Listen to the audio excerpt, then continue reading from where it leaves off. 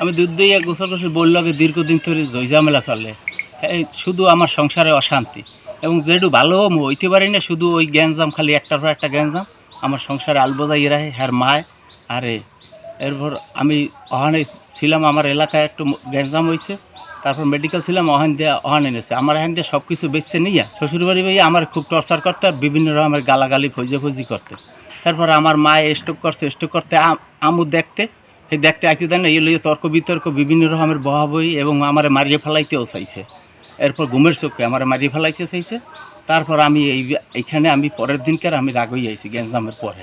বিয়ে হয়েছে যাইয়া 2009-তে। দীর্ঘ কয়েক বছর তরিতে এই ঝামেলার পরেই এফিরগো হয়েছে বড়। এর আগে পুলিশ, দারোগা, গ্রাম্য মেম্বার, চেয়ারম্যান, কমিশনার এইসব লইয়া অনেকবার সালিশি করছে।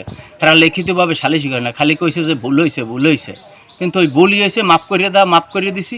এইবার আমি নিজেই সিদ্ধান্ত নিয়েছি যে আমার এখন মারিয়ে ফেলাই নিয়েছে, আমি এলাকায় চলে এসেছি। চলে যাওয়ার পরে আমি আর কোনো যোগাযোগ রাখি না।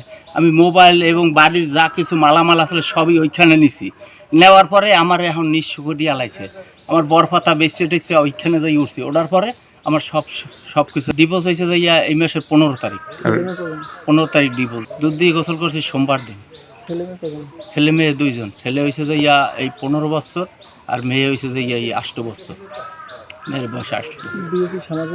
হ্যাঁ, সামাজিকভাবেই বিয়ে হয়েছে। এর আগেও একবার বিয়ে হয়েছে। এরপরে আমার লাগে গ্যাঞ্জামের আগে হ্যাঁ বিয়ে হয়েছে। এখন আমার প্লাস করে না, এখন আমার ডিভোর্স দিয়ে দিয়েছে। আমার সব কিছু ওইখানে নেওয়ার পরে সব নিঃস্ব করি। এরপরে আরেকখানে বিয়ে হয়েছে।